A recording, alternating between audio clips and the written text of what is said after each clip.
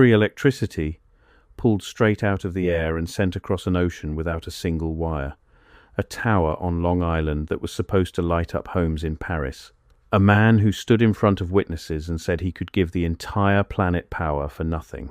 And the richest banker in America, who shut the whole thing down the moment he understood what that actually meant. Nikola Tesla was not a crank. He lit the 1893 World's Fair. He won the war over how electricity flows through the walls around you right now. He built the machines that turned Niagara Falls into a power plant. And then, at the very peak of his fame, he started building something stranger. Something that, if you believe the version of history you were handed, was a beautiful failure, a dead end, a genius chasing a fantasy that the laws of physics would never allow. But here is the thing nobody wants you to sit with for too long. The men who funded him. I have to pause here for a second. Because what I just described, that is one case from a much larger pattern. There are 35 documented cases in a document I put together. Different cities, different decades, different types of evidence. Every single one follows the same sequence: discovered, documented, acquired, disappeared. I could not fit all of it into a video. It's in the pinned comment below. Find it before we continue. Did not pull the plug because it was impossible.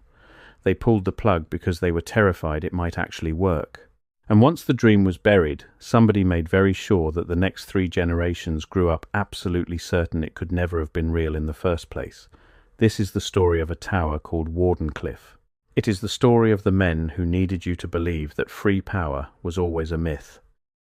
And it just might be the story of an entire world that got erased so completely that we built a brand new history right on top of its grave. So let's go back to the beginning. He was born in 1856, in the middle of a thunderstorm, in a small village in what was then the Austrian Empire.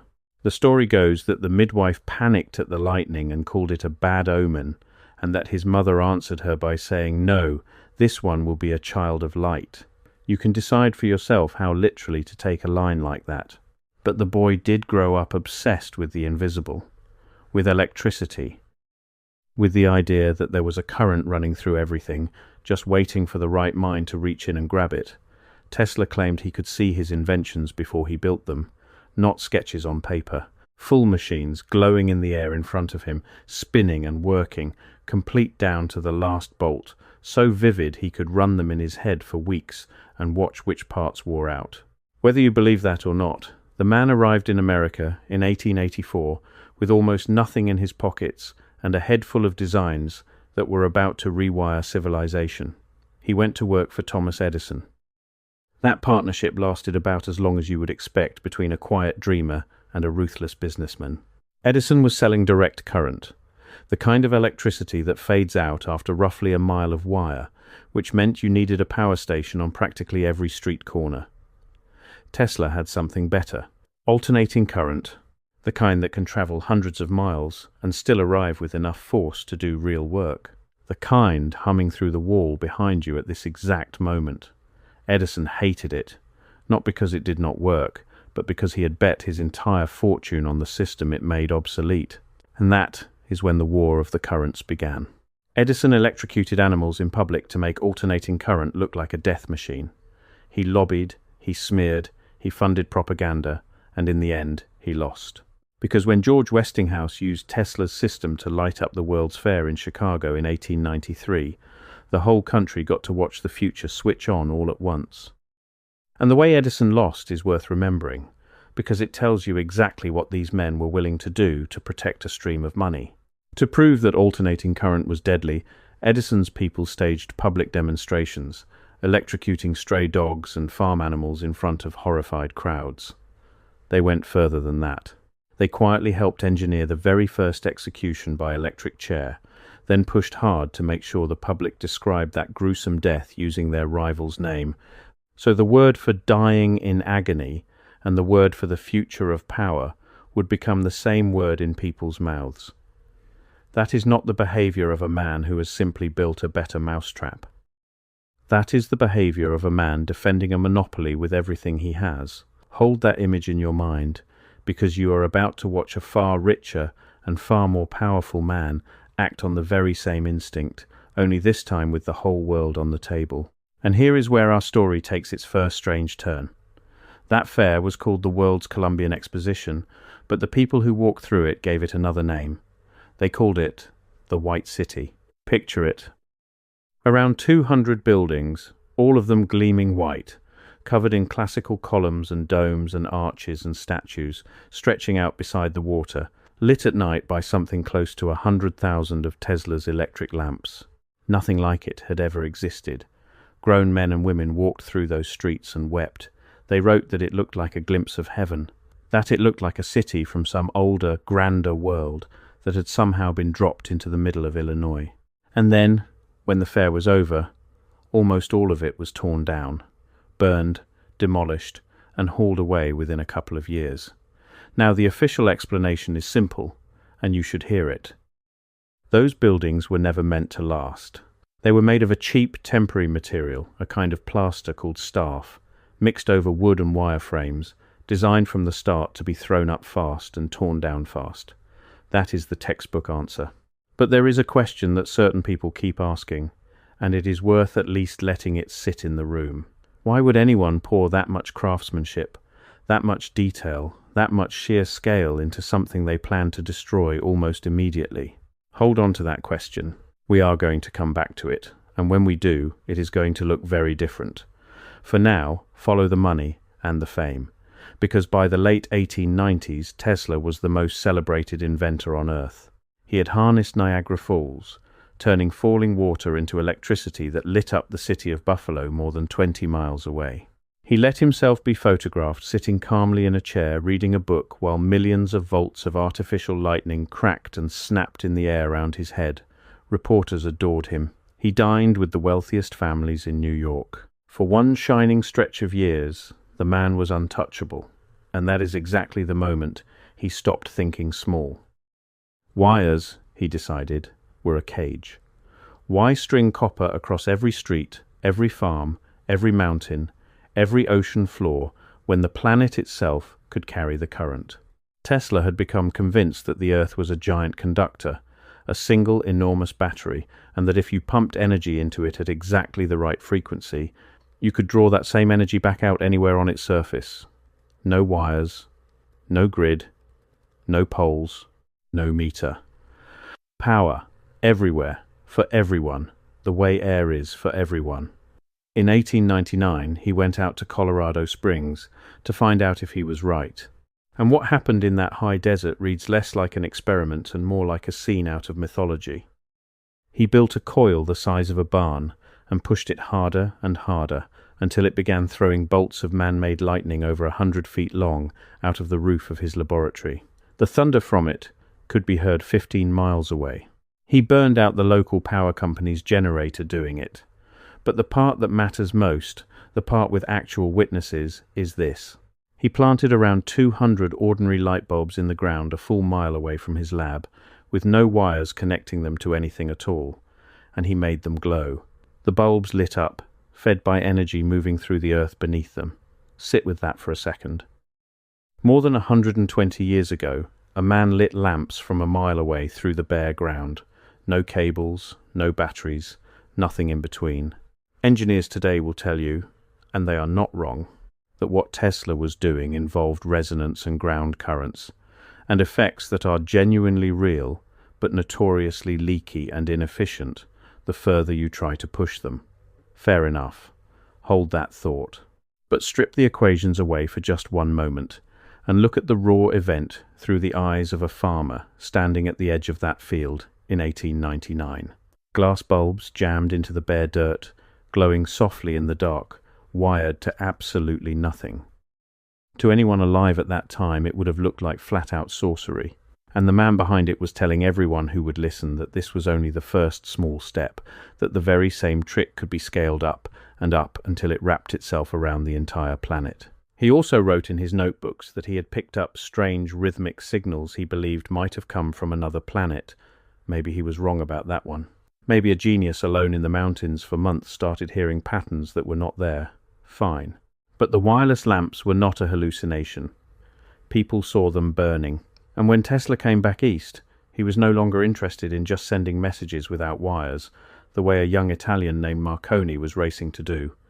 Tesla wanted to send power. All the power a civilization could ever use, broadcast through the body of the Earth itself, like sound moving through water. To build that, he needed an enormous amount of money. And in 1901, he walked into the office of the one man on the planet who had enough of it. John Pierpont Morgan was not a man you said no to. This was a banker who had personally loaned gold to the United States Treasury to keep the country solvent. He controlled railroads, he controlled steel, he controlled banks, and he already controlled a frightening slice of the electricity that was starting to be sold across America. When Tesla pitched him, Morgan agreed to put up $150,000, which was a staggering fortune at the time, to build a transmitting tower on the north shore of Long Island. But you have to understand the empire Morgan was building to understand why any of this mattered so much to him. The real genius of the modern power business, the thing that turned electricity from a parlor trick into one of the largest fortunes in human history, was not the light bulb, it was the meter. That little spinning dial bolted to the side of your house, counting every single unit you burn and handing you a bill at the end of every month, for the rest of your life. A customer who pays you a little bit every month until the day he dies is worth more than almost any one-time sale you could ever dream up. Men like Morgan were not really in the business of selling light. They were in the business of building a permanent toll booth on a road that every human being on Earth would eventually be forced to walk down, day after day, forever. So now picture a thin, intense, brilliant man walking into that office and cheerfully explaining that his great life's work is to tear the toll booth down and let everybody travel that road for nothing at all. And here is the detail that everything else hangs on. Here is the part that the believers will tell you. Tesla was very, very careful never to say too loudly in that room. Morgan thought he was paying for a wireless telegraph station, a way to fire messages across the Atlantic faster than anyone else and charge for every single word. That was a business. That made sense. That you could put a price on. What Tesla actually intended to build was a machine designed, in the end, to give energy away. The tower rose near a quiet village called Shoreham. They named the whole site Wardenclyffe. Picture a structure 187 feet tall, a skeleton of steel and timber, crowned with a massive mushroom-shaped copper dome that looked like nothing anyone had seen before. And beneath it, an iron root system, driven hundreds of feet straight down into the soil so the tower could grip the planet itself and speak to it. Tesla called the whole concept his world system. From this single tower, he said, he would eventually transmit not just words across the sea, but light and heat and power to any point on the surface of the globe. And then, just like that, the money stopped. The story that gets passed down, the one you will hear in 100 different versions on 100 different nights, goes something like this. Morgan finally understood what he had actually been funding, and he asked the one question that ends the entire dream in a single breath. If anybody can pull power straight out of the air for free, where do we put the meter? How exactly do we charge a man for something he can just reach up and take? Now, I want to be honest with you, because honesty is the only thing that makes a story like this worth your time.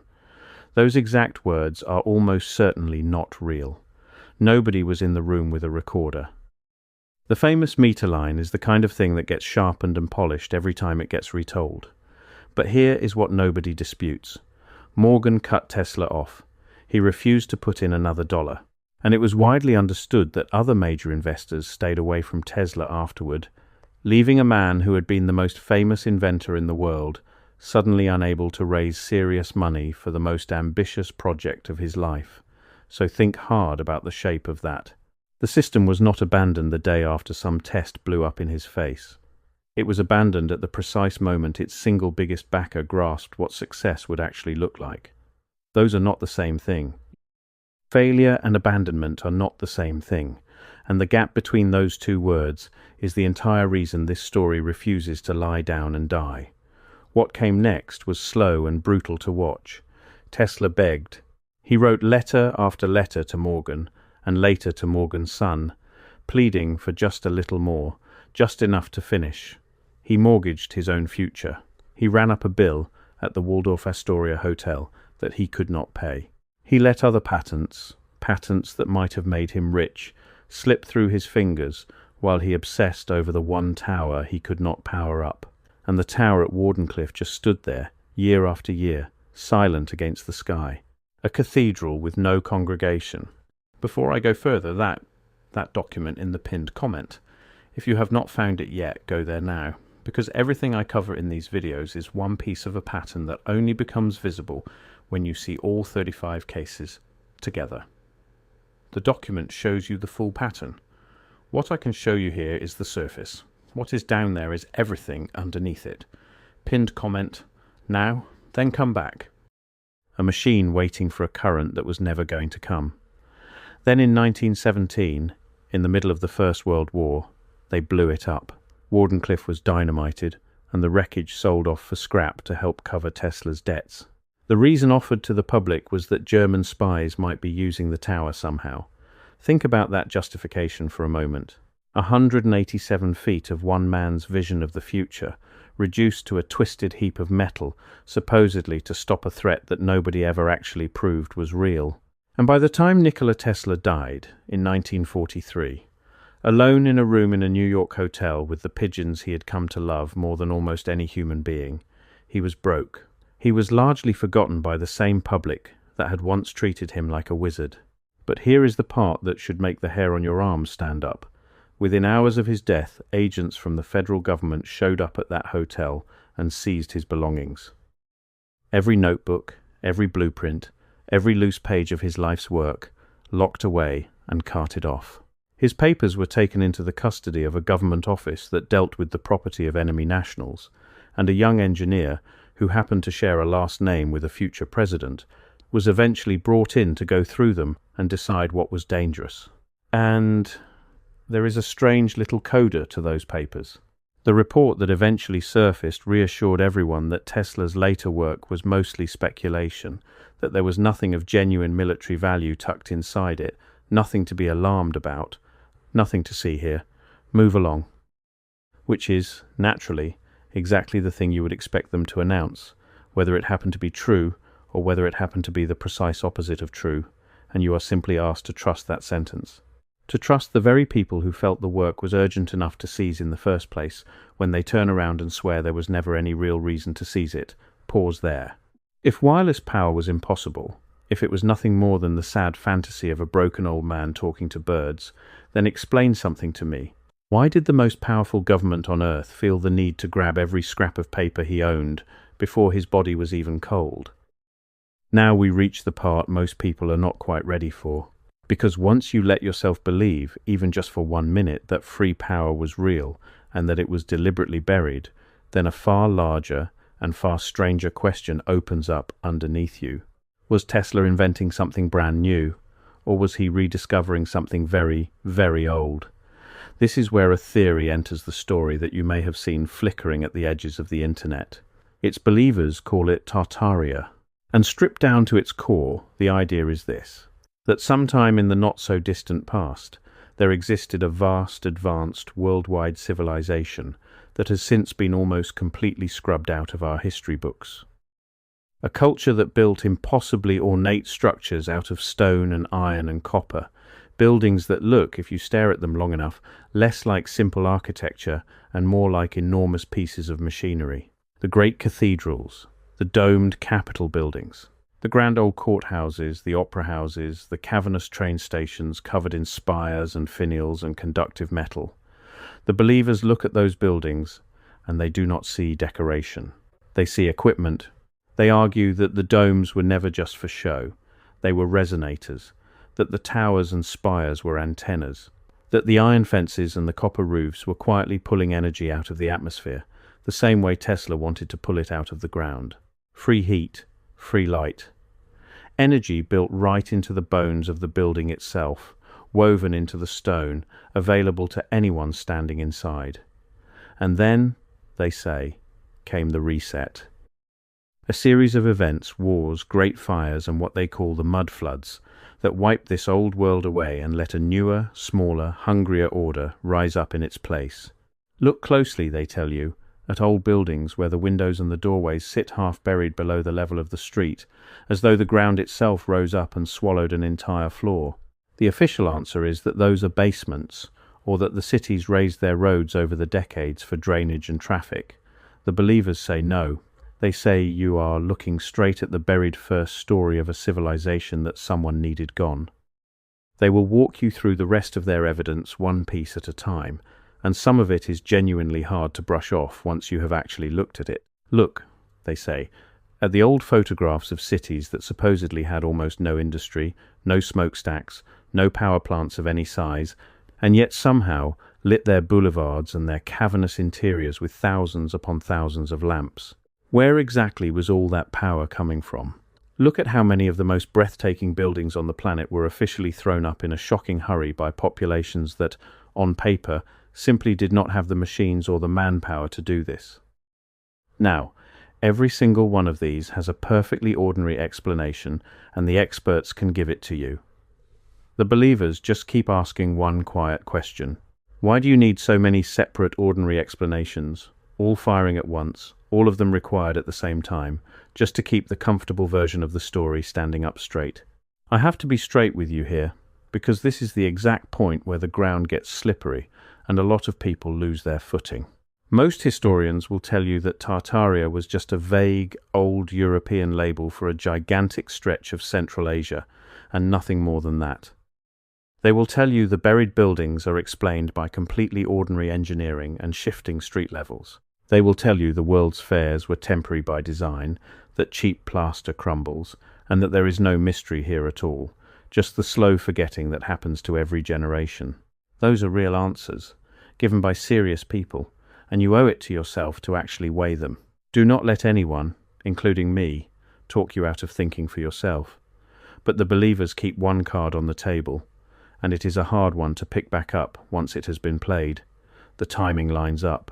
The grandest, strangest, most ornate of all these so-called old world wonders, the dreamlike cities of the world's fairs, the White City in Chicago that we started with, were built and then deliberately destroyed inside a single human lifetime.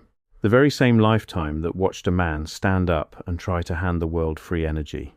The very same lifetime that watched the richest banker alive quietly make sure he never could. So let's pull every thread together and look at the shape it makes when it is laid out flat.